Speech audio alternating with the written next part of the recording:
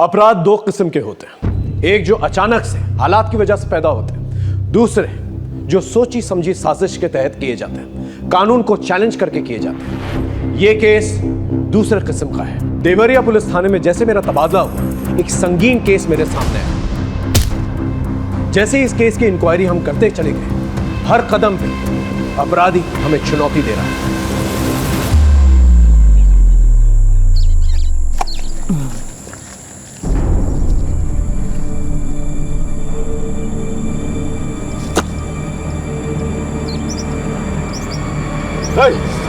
क्या कर रहा है तू यहाँ? अपनी खेत की मेड़ सही कर रहे हैं, जो तुमने इतने सालों से बढ़ा के रखी हुई है। औकात में रहा अपने। औकात से ऊपर तो आप बोल रहे हो। एक तो हमारे खेत हड़प लिए, ऊपर से हमें धमकी दे रहे हो। साले दो कौड़ी के गुलाम। कर रहे हैं। छोड़िए ना।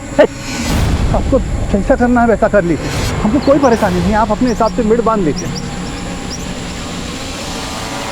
क्या बाबूजी, आज फिर आप उन लोगों के सामने झुक गए? झुकने का बात नहीं है। जब दो आदमी झगड़ा करेंगे तो किसी ना किसी को तो हथियार डालना ही है ना। और झगड़ा करके क्या हासिल होगा? वैसे भी 2 गज जमीन हथियार लेगा तो कितना अनाज उगा लेगा? बाबूजी कुछ नहीं होता है। बात को समझते काहे नहीं तुम लोग? हैं? चलो काम करो अपना।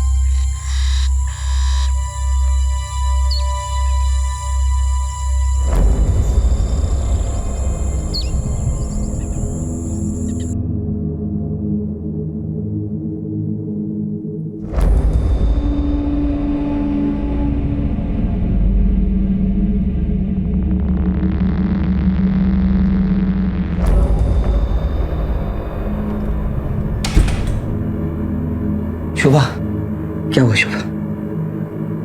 नहीं हुआ इस बार भी।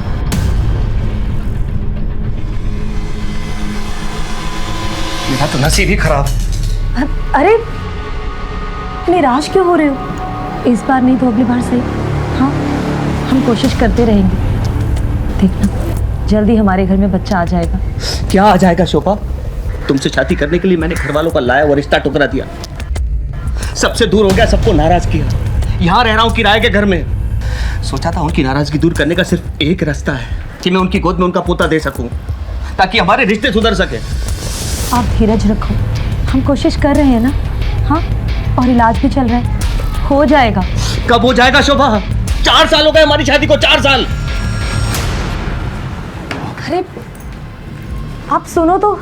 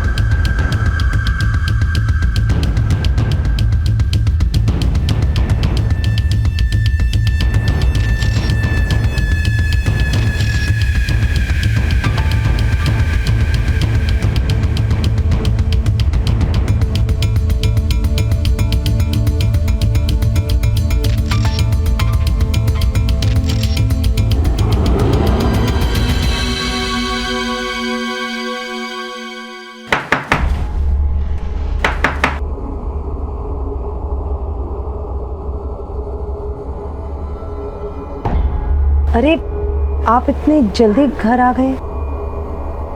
अरे काम खत्म हो गया तो जल्दी चला आया, और वैसे भी बाहर बहुत बारिश है, ऑफिस में लोग कम आए थे। तुम्हें क्या हुआ? तबीयत तो ठीक है तुम्हारी? नहीं कुछ नहीं, वो पता नहीं क्यों आज पेट में हल्का हल्का सा दर्द हो रहा है मेरे। क्या डॉक्टर क्या चले? अरे नहीं उसकी कोई ज़रूरत नहीं है। आप अभी ऑफिस आए हो, आप आप फ्रेश हो जाओ, मैं बाद में चली जाऊंगी। पक्का?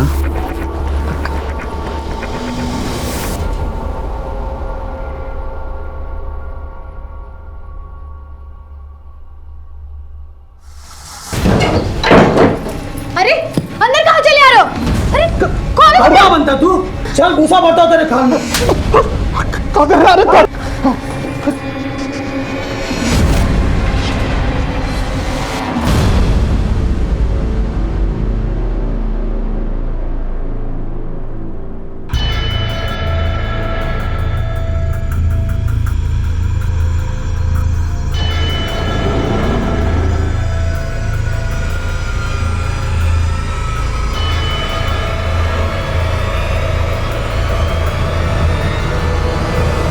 हवलदार साहब, इंस्पेक्टर साहब कहाँ हैं? अंदर। कब गायब हुई? सर कल शाम से गायब है और स्कूटी लेके गई है सर। आप कहाँ रहते हैं? सर मैं बाजूपुर में रहता हूँ, लेकिन मैं नौकरी लखनऊ में करता हूँ। सर कल मैं नौकरी पे गया था तो वो घर पे थी, लेकिन मैं वापस आया तो वो घर पे नहीं थी। मैंने हर जगह ढूंढा, वो कहीं नहीं मिली सर। उसका फ़ोन भी ट्राई किया, लेकिन वो स्विच ऑफ है सर। हो सकता है किसी दोस्त या रिश्तेदार के घर गई हो। नहीं सर, मेरे अलावा उसका ज़िंदगी में और कोई भी नहीं है। हम अपनी कार्रवाई शुरू करते हैं। आप बाहर जाके कंप्लेंट दर्ज करवा दीजिए। Thank you sir. अभिषेक, ये फोटो और स्कूटी नंबर लेके सब जगह सर्कुलेट करो। सब। ला ला ला ला ला ला ला ला ला।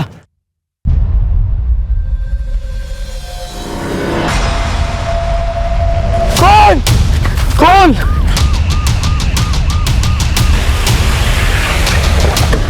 आइए सर। हटिए हटिए, बीच में से आप लोग हटिए।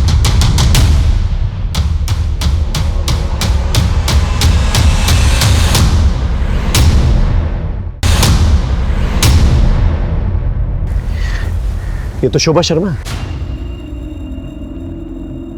Sir sir sir sir sir sir मैं थाने गया था, पता चला आपको एक डेड बॉडी मिली है।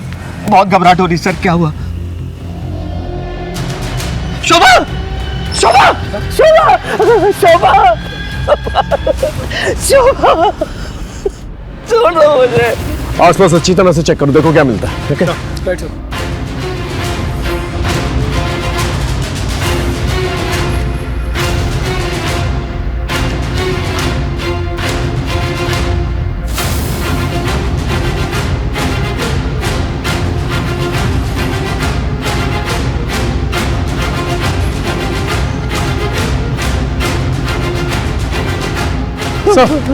हाँ, ये टिफिन मिला सर।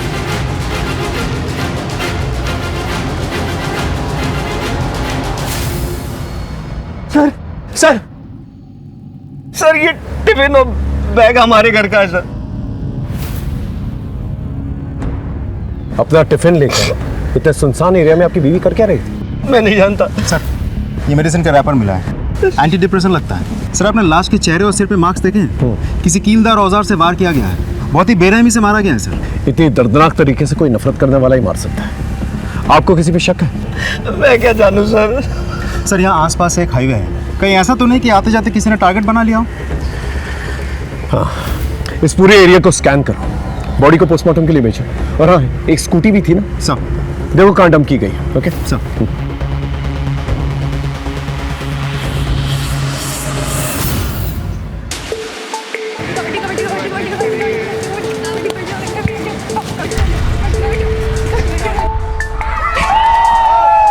अब आखिरी खिलाड़ी बची है जिला परिषद टीम की काजल श्रीवास्तव। देखना है कि वो क्या कर पाती है। मैच तो लग रहा है जैसे महानगर स्कूल ने लगभग जीत ही लिया है। काजल रेखा के अंदर घुसी और देखते ही देखते आगे बढ़ रही है, काफी बहादुरी के साथ लड़ते हुए, हालात से समझौता ना करते हुए।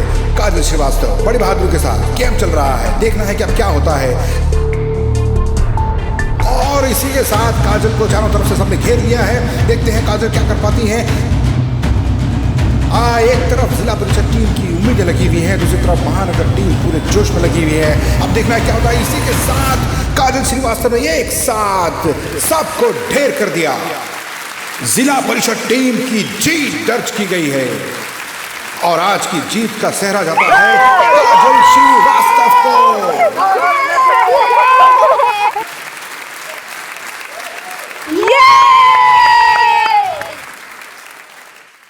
बहुत बढ़िया काजल, अब तुम सीधा डिस्ट्रिक्ट चैंपियनशिप की तैयारी में जुट जाओ। अगले ही संडे ना सिलेक्शन का कैंप लगने वाला है लखनऊ में, साथ चलो। सर दूसरे शहर में अकेले कैसे जा सकती हूँ? तुम अकेली थोड़ी ना हो, मैं हूँ ना तुम्हारे साथ। एक साथ जाएंगे, एक साथ वापस आ जाएंगे। और तुम टेंशन क्यों ले रही हो? मैं समझाऊंगा तुम्हारे पापा को, तुम बस तैयारी करो। सवाल ही पैदा नहीं होता। अब से ये बचपना बिल्कुल बंद। तुम्हें जरा सा खेलकूद में हिस्से क्या लेने दिया? दुनिया के सर पर निकल पड़ी। सर ये काजल के लिए एक सुनहरा मौका है स्पोर्ट्स में अपना करियर बनाने का। तुझसे बात की मैंने, तूने ही दिमाग खराब कर रखा है इसका। चल निकल यहाँ से। पापा एक बार सुन तो लो, सर क्या कह रहे हैं। चुप, मुझे कुछ नहीं सुनना है। और तू भी एक बात कान खोल के सुन ले, ये तेरा आखिरी साल है, जैसा तैसे अपनी पढ़ाई पूरी कर ले। सर अगर आपको ये टेंशन है कि काजल अकेले कैसे जाएगी, तो मैं जा रहा हूँ ना उसके साथ। अरे जा भाई जा, काजल कहीं नहीं जा रही है। और तू भी अपना रास्ता नाप और निकल यहाँ से। चल निकल यहाँ से। रेनू, आज से इसका खेलना कूदना और बाहर जाना बिल्कुल बंद। समझा दो इसे। जी। पापा इसे मत करो ना।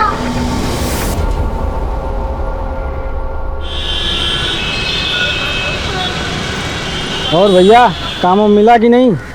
अरे भाड़ में गया ऐसा काम, ये लोग देंगे काम, एक दिन हम देंगे इनको काम। देखना कमलेश, खिलाना। उधार बहुत ज़्यादा हो गया है, पहले वो चुकता करो। रुक जा, देता हूँ। फिर रुक जाइए, चाय पीना बाद में।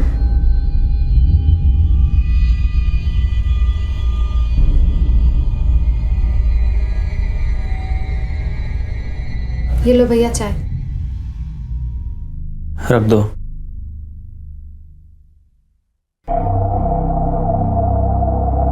कहाँ घूम रहे थे सुबह से? कितना फोन किया हम आपको। घूम नहीं रहे थे, काम के लिए गए थे।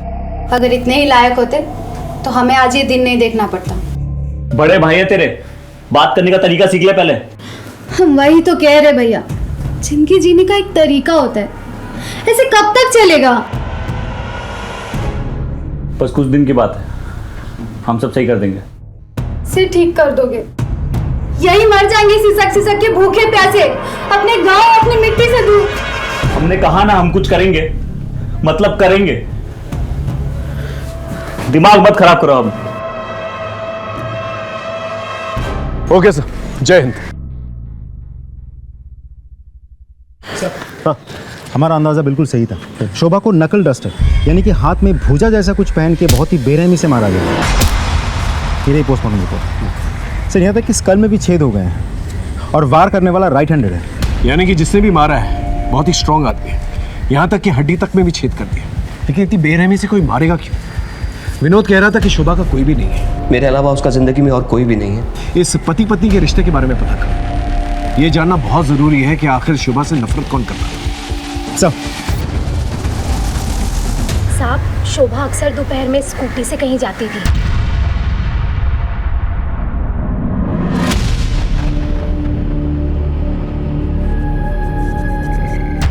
कहाँ जाती थी पता है आपको? नहीं पता। अच्छा एक बात बताइए, विनोद और शोभा के बीच आपसे रिश्ते कैसे थे?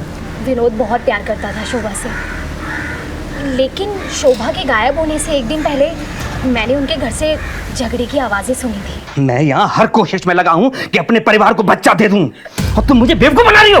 अब तुम्हारी झूठ का पर्दाफाश हो गया। तुम्हारी डॉक्टर ने मुझे सब बता दिया। क्या? सब कुछ बता दिया? देखो विनोद, मैं तुम्हें भी सब कुछ बताने वाली थी, लेकिन मुझे बहुत डर लग रहा था कि कहीं तुम मुझे छोड़ के ना चल जाओ। इतना बड़ा झूठ, इतना बड़ा झूठ। तुम मुझे बेवकूफ बनाती रही और मैं बेवकूफ बनता रहा। छी!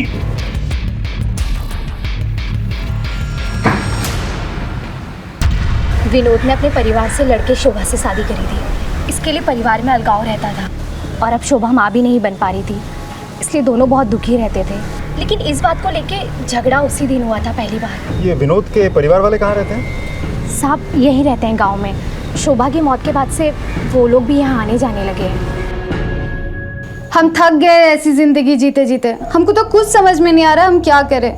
भैया भी बहुत परेशान रहते हैं। अब इतनी दूर तो तुम लोग बैठे हो, कहा था ना गांव में आ जाओ, सब लोग हैं यहाँ पर। कुछ ना कुछ हो ही जाएगा। गांव तो आना ही है, लेकिन तुम जानती हो ना कितना मुश्किल है। हाँ लेकिन आ जाओ।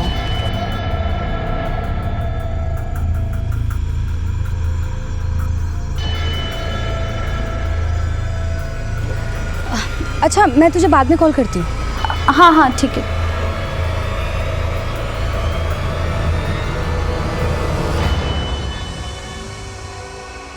पंद्रह तारीख को तुम्हारे और शोभा के बीच किस बात पे झगड़ा हुआ था? झगड़ा?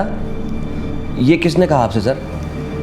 पति पत्नी में छोटी मोटी नोकझोंक तो होती रहती सर। या फिर बच्चा ना होने की वजह से झगड़ा हुआ था? क्या है कि हमें पता है कि शोभा से आपकी शादी फैमिली के खिलाफ हुई थी, और जब शादी हो गई तो फैमिली के साथ आपने रिश्ता तोड़ दिया, और अब शोभा की मौत के बाद दोबारा से फैमिली से रिश्ते जुड़ गए। खैर, जब आप ऑफिस जाते थे तो शोभा घर से कहीं और जाती थी। कुछ आइडिया वो कहाँ जाती थी? क्योंकि आपने कहा आपके अलावा उसकी जिंदगी में कोई नहीं था, कहीं उसका अफेयर तो नहीं चल रहा था? सर ये कैसी घटिया बात कर रहे हैं आप? एक मरे हुए इंसान के खिलाफ इस तरह की बात? देखिए, तैश में आने की जरूरत नहीं है, हम सिर्फ सच जानने की कोशिश कर रहे हैं। सर सच तो यह है मेरी बीवी का खून हुआ है, और कातिल को ढूंढना है तो बहुत दूर की बात है, आपने तो सबूत तक नहीं ढूंढा। आपको एंजाइटी अटैक्स आते हैं? पिल्स लेते हैं? व्हाट? आप राइट हैंडेड या लेफ्ट हैंडेड? राइट ही हूँ। ऐसे ही पूछो। खैर, हमारी इजाजत के बगैर शहर छोड़ के मत जाइएगा, ओके? अभी आप जा सकते हैं। इस आदमी को गुस्सा बहुत आता है और ये कुछ छुपा भी रहा है। हो सकता है कि मियाँ बीवी में बच्चा ना होने की वजह से जो झगड़ा होता था वही एक वजह हो जिसकी वजह से इससे मार डाला उसे। हो सकता है सर। इस मियाँ बीवी के बारे में पूछताछ करो, पता लगाओ क्या चक्कर चल रहा था इन लोग के बीच में। और हाँ, ये जानना बहुत ज़रूरी है कि शोभा कहाँ जाती थी, किससे मिलने जाती थी। इनके फैमिली डॉक्टर से जाके मिलो। साहब। सारिका। हाँ भैया। इतनी देर कहाँ हुई तुझे? वो भैया आज मैं पहले जाती, लेकिन शायद कोई मेरा पीछा कर रहा है। अकेले बाहर आओगी जाओगी तो गांव के आवारा लड़के ऐसे ही करेंगे। कौन था लड़का वो? मैं नहीं जानती। अगर इतना ही डर लग रहा है तो छोड़ दो ना सिलाई कढ़ाई, ना बाहर जाओगी ना कुछ होगा। अरे मैं तो कहता हूँ सिलाई कढ़ाई की जरूरत ही क्या है? भैया वो कोर्स खत्म होने में बस कुछ ही दिन बचा है।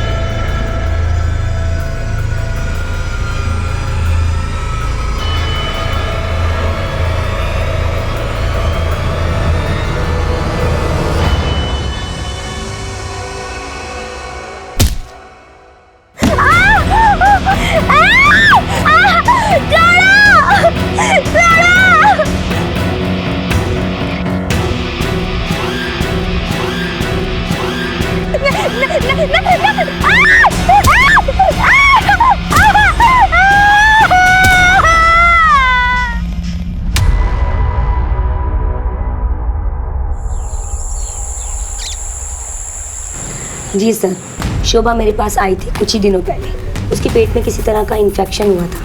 मैंने कुछ टेस्ट किए और उनकी रिपोर्ट्स भी चेक की। रिपोर्ट्स चेक करने के बाद मुझे पता चला कि शोभा अपने पति विनोद को धोखा दे रही है। कैसा धोखा? दरअसल सर, शोभा पहले से एक बच्चे की माँ थी और उसके बाद उसकी बच्चेदानी निकाली जा चुकी थी, जिसकी वजह से वो दोबारा प्रेग्नेंट नहीं हो सकती थी। मैंने शोभा से इस बारे में बात भी की थी। देखिए मैडम, ये बात सच है, लेकिन प्लीज़ आप विनोद को इसके बारे में कुछ मत बताइएगा। तुम भले ही अपने रिश्तों में धोखे का जहर घोल रही हो, लेकिन मैं अपने प्रोफेशन में बेईमानी कभी नहीं करूँगी। मुझे सब कुछ विनोद को सच सच बताना होगा। प्लीज़ मैडम, आप समझने की कोशिश कीजिए मैडम। मेरा इस दुनिया में कोई नहीं है, मेरा घर बर्बाद हो जाएगा मैडम। मैं विनोद को खुद सब कुछ एक दिन बता दूंगी, अपनी शादी के बारे में, वैभव के बारे में, सब कुछ। प्लीज। फिर आपने ये बात विनोद को बता दी? जी सर, एक्चुअली विनोद बच्चे को लेकर के बहुत परेशान था, तो एक डॉक्टर होने के नाते मैंने उससे ये सब छिपाना ठीक नहीं समझा। डॉक्टर एक बात बताइए, शोभा के पहले पति और बच्चे के बारे में आप जानती हैं? जी नहीं सर, मैं कुछ नहीं जानती। सर मैं क्या पूछ सकता हूँ, आपने मुझे यहाँ क्यों बिठा के रखा है? विनोद, तुम डॉक्टर विनीता को जानते हो ना? हम मिल चुके हैं उनसे और उन्होंने तुम्हारे झूठ के बारे में हमें बता दिया है। डॉक्टर विनीता ने शोभा के बारे में हमें सब कुछ बता दिया, उसकी पहली शादी, उसका पहला बच्चा और उसका कभी भी ना बच्चा होना। ये सब सुन के तुम्हें बहुत गुस्सा आया और तुमने उसे मार दिया या मरवा दिया। नहीं सर, सच तो ये है कि मैं आज भी शोभा से बेहद प्यार करता हूँ। मानता हूँ झगड़ा हुआ था हमारा, लेकिन किस पति पत्नी में झगड़ा नहीं होता सर। लेकिन उसको मारने के बारे में मैं सोच भी नहीं सकता। मारने की तो वजह है तुम्हारे पास, उसका धोखा देना, उसका बच्चा ना होना। उसका पहला बच्चा कहाँ है? उसके पति के बारे में क्या जानते हो? सर मैं सच बता रहा हूँ, मैं कुछ नहीं जानता और जितना जानता था वो आपको मैं बता चुका हूँ। सर, पीसीआर से एक डेड बॉडी मिलने की खबर आई है।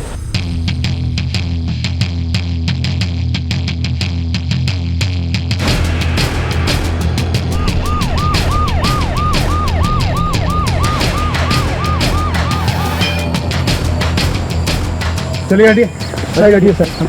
आसपास चेक करो, देखो क्या मिलता है। सर इस लड़की को भी लगभग वैसे ही मारा गया है, नकल डस्टर से चेहरे पे वार किए गए हैं और ये निशान देखिए सर, लगता है शायद उसके बाद किसी ने गला दबा दिया हो।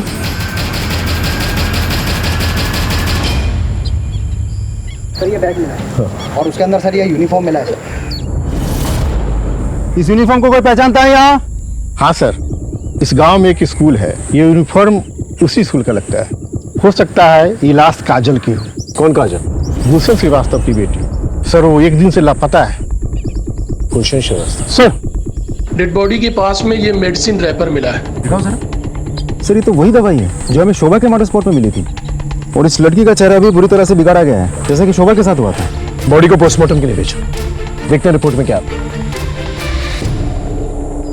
सर ये भी तो पॉसिबल हो सकता है कि ये दोनों मर्डर्स किसी एक ही आदमी ने किए हो। सर एक काम करते हैं, इस मेडिसिन के रैपर को आसपास के मेडिकल शॉप में जाके पूछताछ करते हैं, शायद हमें कुछ पता चल जाए। नॉट पॉसिबल अभिषेक, ये जो मेडिसिन है काफ़ी कॉमन मेडिसिन है, काफ़ी लोग इस्तेमाल करते होंगे इसका। इतने से एविडेंस के साथ कल्प्रिट तक पहुंचना थोड़ा मुश्किल होता है, हमें कोई और रूट लेना होगा। उस गुलशन का पता ले लो। Okay sir. आपकी बेटी गायब हुई थी, आप पुलिस वालों के पास क्यों नहीं आए? क्या करते साहब, ढूंढा उसे जाता है जो गुम हो जाए, जो भाग जाए उसे क्या ढूंढना साहब। सर ये लेटर छोड़ के गई है, भाग गई उस मास्टर अशोक के साथ। मैं उसके पास भी गया था साहब, लेकिन वो नहीं माना। क्या करता, पुलिस में रिपोर्ट करता तो बेइज्जती होती, इसलिए बैठ गया चुपचाप। अशोक ने क्या बताया था?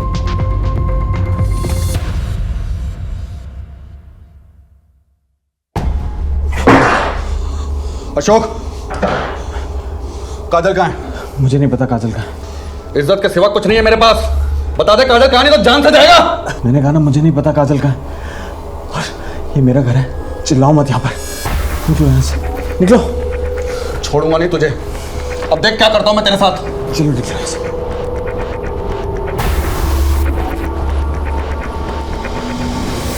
कहाँ रहता है ये कोच?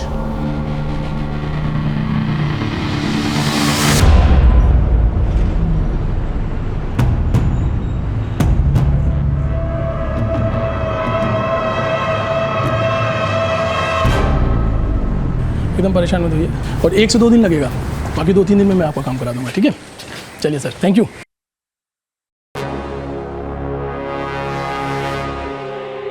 जी बताइए।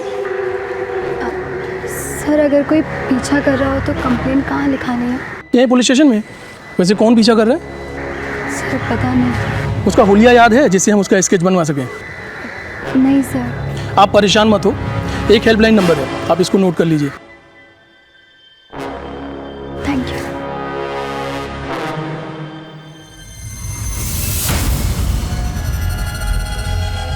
सर काजल की पोस्टमार्टम रिपोर्ट आ गई है, उसके साथ रेप किया गया था।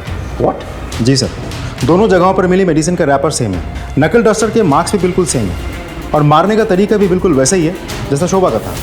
सर कहीं ऐसा तो नहीं कि ये दोनों मर्डर्स एक दूसरे के साथ कनेक्टेड हैं? अभी फिलहाल किसी कंक्लूजन पे जंप नहीं कर सकते, हो सकता है एक महज इत्तेफाक।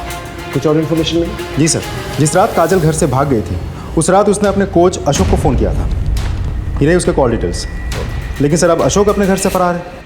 इसका मतलब गुलशन ने जो इल्ज़ाम लगाया था कि अशोक ने ही मदद की थी काजल को भगाने में, वो सच थी। गांव में कुछ और पता चला? नहीं सर, ना ही स्कूल से कोई और सस्पेक्ट मिला।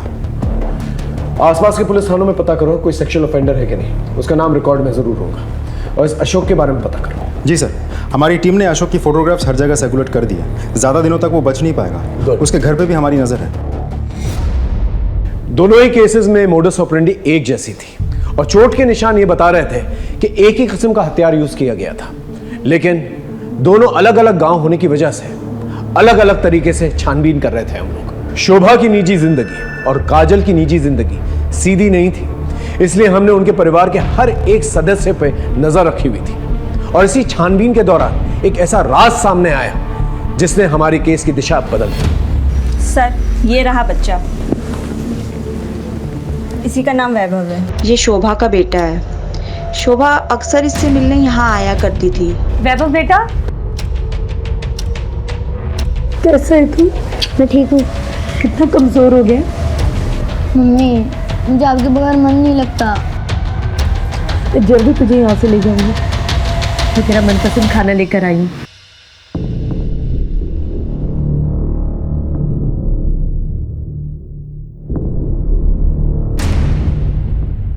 सर शोभा ने कहा था कि उसने अपने पति से बात किया है कि वो इसे अपने साथ लेकर जाएंगे। क्या हुआ सर, क्या हुआ? चल चल बैठ बैठ बैठ, आराम से बैठ, हम तुझे बताते हैं क्या हुआ। पहले तू हमें ये बता, ये कौन? सर ये तो मेरे दोस्त गुलशन की बेटी है सर। इसका मर्डर। क्या मर्डर? बिल्कुल उसी तरह जिस तरह से शोभा का हुआ। लेकिन सर आप ये मुझे क्यों बता रहे हैं? इसे पहचानता है? नहीं सर, इसे नहीं जानता मैं। ये शोभा का बेटा है जिसकी वजह से तूने शोभा को मार दिया। सर सच सच बता, उस दिन क्या हुआ? बस सर मैं कसम खा रहा हूँ, मैं नहीं जानता था ये शोभा का बेटा है सर। उस दिन हॉस्टल जाते वक्त उसने हॉस्टल की वार्डन को सब कुछ बता दिया था कि उसने तुझे सब कुछ बता दिया। सच बोल। सर वो मेरे दिमाग से निकल गया, बताया था उसने सर मुझे, मैं भूल गया था सर। मुझे माफ कर दो विनोद, मैंने तुमसे कुछ झूठ नहीं बोला, सिर्फ सच छुपाया विनोद। मेरी शादी पूरी तरह से बर्बादी थी। विनोद तुम वैभव को अपना लो विनोद, प्लीज। मैं वैभव को तुम्हारे पास पे आती हूँ विनोद, देखो मना मत करना विनोद। लेकिन मैंने उससे ये कभी नहीं कहा था कि मैं उसे अपना लूंगा या वो उसे घर ले आए। तूने कहा नहीं, करके दिखाया। इसलिए जब शोभा बाहर निकली तूने उसे मार दिया या मरवा दिया ताकि ना रहे वैभव और ना रहे वो, और तू दोबारा अपने माँ बाप की मर्जी से शादी कर सके। सर चाहे तो आप सारी जिंदगी के लिए मुझे जेल में डाल दीजिए, मैं आखिरी वक्त तक यही कहूंगा कि मैंने शोभा को नहीं मारा, नहीं मारा, नहीं मारा।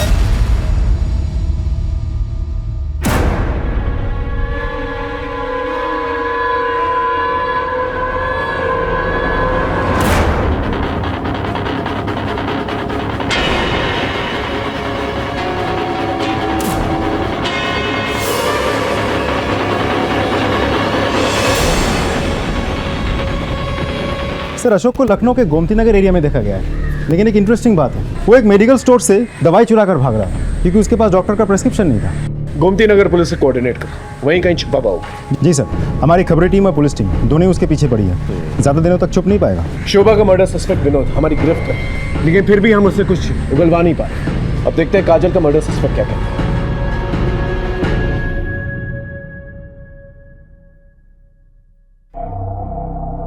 कुछ याद है इस घर का? हाँ भैया, कैसे भूल सकते हैं, एक ही याद थोड़ी ना इस घर में। अच्छा सुनो अंकिता, जी भैया। हम थोड़ा खेत का चक्कर लगा के आते हैं। और हाँ, घर से बाहर निकलना मत, यहाँ का माहौल ठीक नहीं है। जी भैया।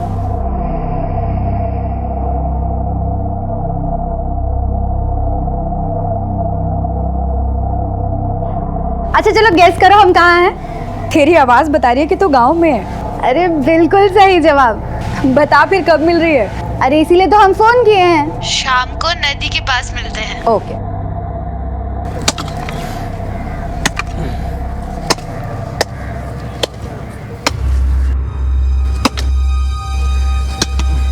अरे श्याम, अरे प्रणाम चाचा। कब आए? बस अभी आए। ये जो कुछ बचा है अपना उसे बटोरने के लिए। बहुत अच्छा बेटा, ये जमीन बनाओ और अब यहीं रहो। यही सोचा है अब।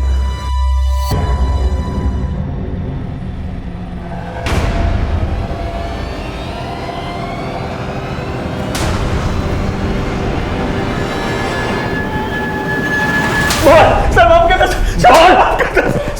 सर, मैंने किसी को नहीं मारा है सर। अच्छा, तो फिर भाग क्यों रहा था और दवा क्यों चुराई? सर मैं अस्थमा का पेशेंट हूँ, मर जाता अगर ये दवा नहीं चुराता। और वो मेडिकल वाला प्रिस्क्रिप्शन मांग रहा था। और रहा सवाल भागने का, तो गुलशन जी को शक था कि काजल को मैंने भगाया है। और जब काजल की लाश मिली तो मैं डर गया कहीं गुलशन जी मुझे ना फंसा दे, इसलिए मैं भाग रहा था सर। तो उस रात काजल ने फोन क्यों किया था? हाँ सर ये बताने के लिए कि वो घर से भाग रही है। कैंप के लिए भागने वाली लड़की कैंप तक नहीं पहुंची। और किसको पता था इसके बारे में? सर उसके छोटे भाई आशु को भी पता था। उसने उसे बताया था घर से जाने से पहले। ये बात उसने मुझे फोन पे बताई थी। हाँ सर, मैं जानता था। दीदी, ये जो तुम कर रही हो ना, बिल्कुल ठीक नहीं है। मैं जा रहा हूँ बाबा को उठाने के लिए। आशु देख, अगर तूने पापा को कुछ भी कहा तो तू मेरा मरा हुआ मुंह दिखेगा। इतनी मुश्किल से ऐसा मौका हाथ लगाए तो वो दिन की तो बात है, मैं आ जाऊंगी वापस। पापा की जितनी मार खानी होगी ना खा लूंगी, लेकिन तू चुप रहना। खा मेरी कसम, तू बाबा को कुछ नहीं कहेगा। मुझे लगा था कि दीदी 2 दिन में वापस आ जाएंगी। दीदी तो वापस आए नहीं। और बाबा इतना गुस्सा थे कि अगर मैं उन्हें बताता कि मुझे पता है कि दीदी कहाँ है तो वो मुझे जिंदा नहीं छोड़ते। इसलिए मैंने उन्हें कुछ भी नहीं बताया।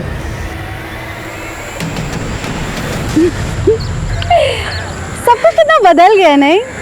तो सालों बाद आई है ना, इसलिए ऐसा लग रहा है। बदलता नहीं तो हम ऐसे यहाँ नहीं मिलते। वो तो है, लेकिन तू जा रहा है यहाँ पे कैसे? भैया ने कहा गांव चलो तो चली आई, और अब हम यहीं रहेंगे। हाँ हाँ हाँ। अब अच्छा, अब मैं चलती हूँ, बहुत देर हो गई है। वैसे भी भैया ने घर से बाहर निकलने से मना किया है। हाँ, वैसे भी आजकल इस गांव के हालात कुछ ठीक नहीं है, तो एक काम कर, तू भी निकल और मैं भी चलती हूँ। ठीक है, बाय।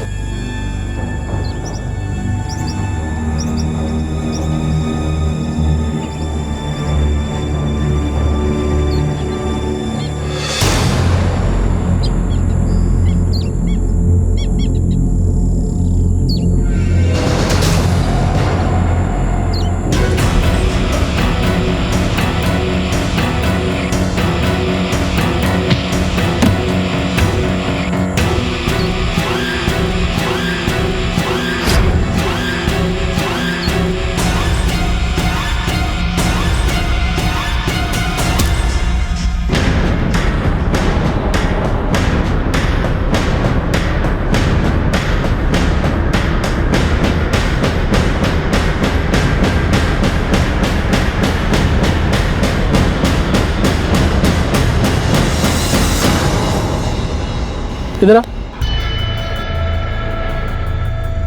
जी सर। तेरा तू कहाँ जा रहा है? घर जा रहे सर। वैसे यहाँ आसपास खतरा बहुत है। कर क्या रहा है यहाँ पर? आगे आगे खेत है हमारे सर, वो देरी हो गई आज। अच्छा ठीक है, गाड़ी में बैठ जा, छोड़ देता हूँ। जी जी सर।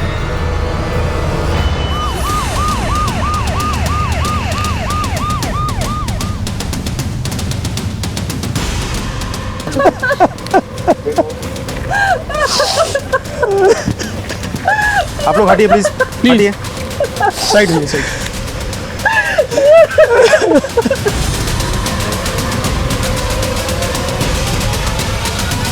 सर, फिर से उसी तरीके से हत्या की गई है और सेक्सुअल असॉल्ट भी। सर ये लड़की तो 2 दिन पहले भी आई थी अपने पुलिस स्टेशन में।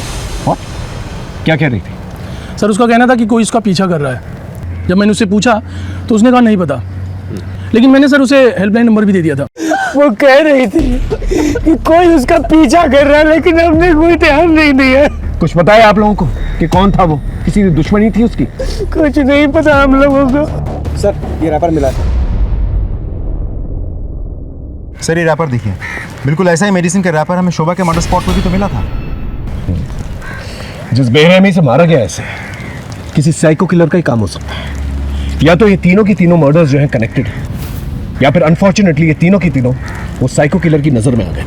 पॉसिबल है सर, क्योंकि सिर्फ मर्डर करना या रेप करना उसकी मंशा नहीं हो सकती। अब लगने लगा है कि किलर हमें चुनौती दे रहा है और हमारी हर एक मूवमेंट में नज़र रखा। सर कल शाम में जब मैं इधर पेट्रोलिंग पर था तभी उधर से एक आदमी आ रहा था। कौन था?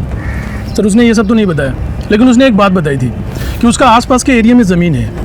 इस पूरे एरिया में जितने लोगों की ज़मीन है ना, उन सब से पूछताछ करो और उस आदमी के बारे में ही पता करो, शायद उसे कुछ पता।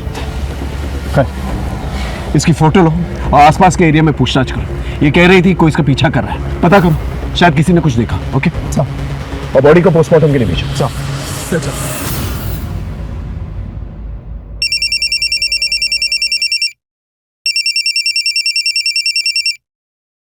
हेलो, सारिका की किसने हत्या कर दी? क्या? अंकिता, क्या हुआ? अच्छा हम कुछ काम से बलरामपुर जा रहे हैं, कल सुबह तक आ जाएंगे। अंकिता, हम तुम्हारे लिए कुछ लाए हैं, ये देखो।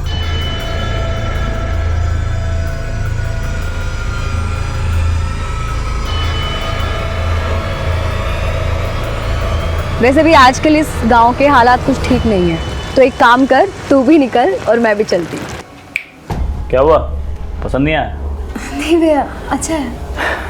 हमें पता है तुम क्या सोच रही हो। यही सोच रही हो ना कि तुम्हारा नाम तो ए से आता है, फिर ये एस क्यों? सच बताए, हमने हमारे लिए लिया था, पर क्या है अब तुम रख लो। चलते हैं।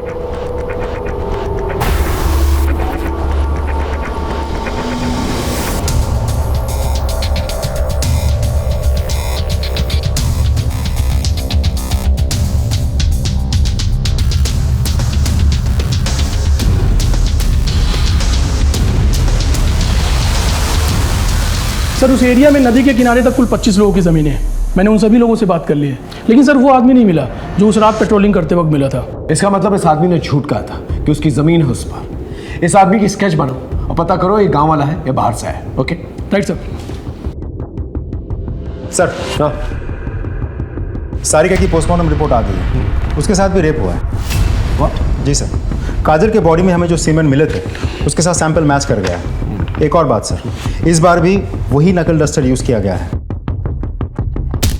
और उसी तरीके से स्कल में छेद भी हुए हैं। और सर मारने वाला इस बार भी राइट हैंडेड है। इसका मतलब ये किसी साइको किलर का ही काम है और ये सारिका उसकी तीसरी विक्टिम है। अब हम ये बात रूल आउट कर सकते हैं कि ये सब रैंडम किलिंग्स नहीं है। मतलब मान लो शोभा और काजल का मर्डर जो है एक महज इत्तेफाक है, लेकिन सारिका किसी और गांव से आई थी, उसे साइको किलर ने फॉलो किया होगा और मौका मिलते ही उसे मार डाला होगा। मतलब किसी के साथ जाती दुश्मनी। राइट। अब हमें यह पता लगाना होगा ये तीनों लड़कियों का कॉमन कनेक्शन क्या है। सर इन तीनों मर्डर्स में कोई डायरेक्ट कनेक्शन तो मुझे लग नहीं रहा है, लेकिन हाँ एक गहरा कनेक्शन तो है। काजल के पिताजी गुलशन, शोभा का हस्बैंड विनोद और सारिका का भाई मनोज, तीनों ही दोस्त हैं और दोस्ती बहुत गहरी है सर। यानी कि ये तीनों के तीनों जो दोस्त हैं इनके साथ एक ही हादसा होता है। सर हाँ, उस आदमी का स्केच बन गया। इस स्केच को सब जगह सर्कुलेट और मनोज और गुलशन को आने बुलाओ। Right sir. तुम तीनों से जो सवाल मैंने अलग अलग पूछा था अब साथ में मिलकर पूछ रहा हूं। तुम तीनों का कोई तो दुश्मन है जो तुम लोगों से दुश्मनी निकाल रहा है। कुछ आइडिया कौन है वो? नहीं है। इसे पहचानते हो?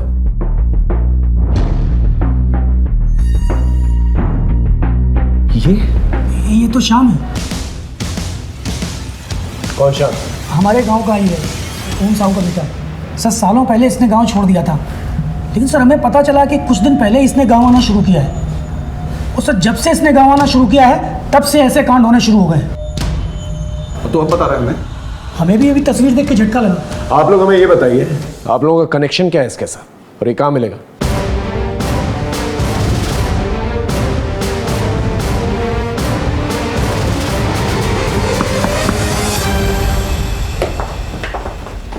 भैया घर पर नहीं।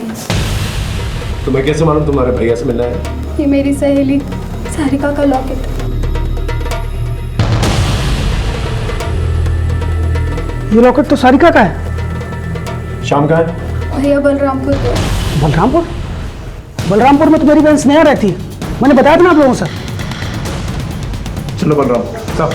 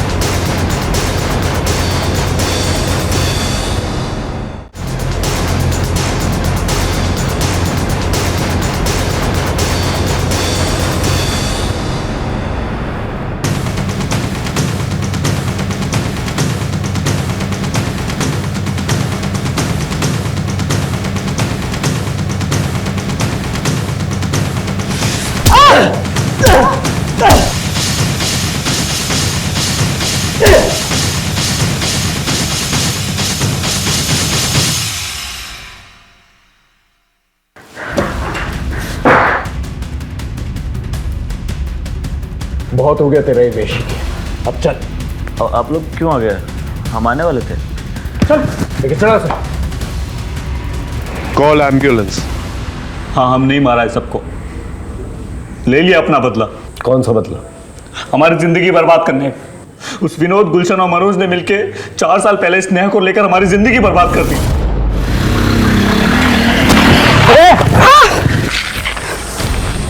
ये क्या कर दिया तुमने? हमें जानबूझ के नहीं किया, वो गलती। क्या हो रहा है? क्या क्या स्नेहा तुम क्या कैसे? भैया इसने मुझे छेड़ा है। नहीं, अपनी जात और औकात दोनों भूल गए। भैया आपने तो बचाया इसे बाइक से। दो इसे दो मनोज भाई। एक और दो, एक और। हम तो स्नेहा को बचाने गए थे, मगर गांव के बड़े और दबंग लोग गलत समझ बैठे। हमारे बाबा ने कहा कि जब तक मामला ठंडा नहीं हो जाता गांव से दूर रहो, मगर हमारे दूर जाने के बाद मामला और बिगड़ गया। वो हमारे बाबूजी को उठाकर ले गए हमें ढूंढने के लिए। जैसे हमें पता चला हम पहुंचे उनके पास।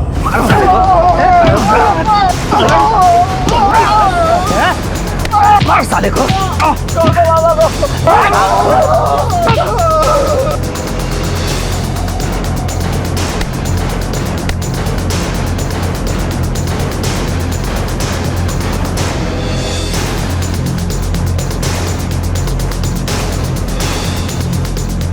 साले दोबारा इस गांव में दिखे तो पूरे खानदान को खत्म कर दूंगा। और सुन, अगली बार तेरी बहन मेरा शिकार होगी।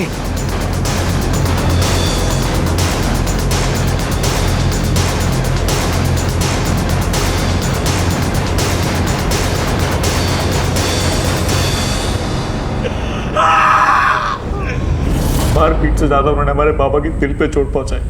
एक चींटी नहीं मारी थी उन्होंने, जानवरों जैसा व्यवहार किया उनके साथ। वो हमारे बाबा की आत्मा तो उसी दिन मर गई थी, वो तो बस जी रहे थे। हड्डियां पकड़ ली थी उन्होंने, एक दिन से सक के दम तोड़ दिया।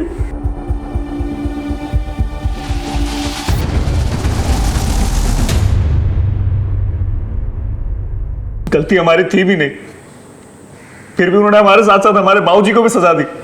तभी हमने सोच लिया कि बदला तो लेंगे। बदला लेना ही था तो गुलशन, मनोज और विनोद से ले। उन 3 निर्दोष औरतों ने क्या किया? ये बात आप उनसे जाके पूछो ना। अगर उन्हें कोई बात करनी थी तो हमसे क्यों नहीं की? हमारे निर्दोष बाप को क्यों घसीटा बीच में?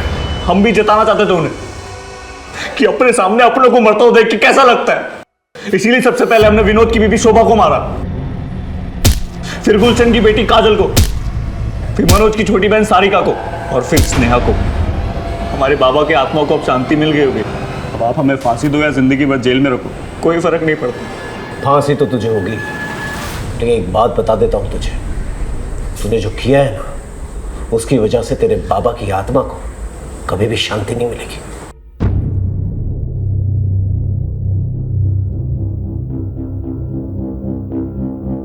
शाम के दिल में अपने पिता के खिलाफ अत्याचार घर कर चुका था और एक सुलगते लावा की शक्ल ले रहा था। अंकिता को यह दस्तक जरूर मिली थी कि शाम की जिंदगी में कुछ अजीब चल रहा है, लेकिन समझते समझते देर हो गई। आशु को यह दस्तक मिली कि काजल अपने कबड्डी के खेल के जुनून में कुछ गलत कर रही है, लेकिन उसने ये बात अपने माँ बाप से छुपा के रखी और नतीजा बहुत ही भयानक निकला।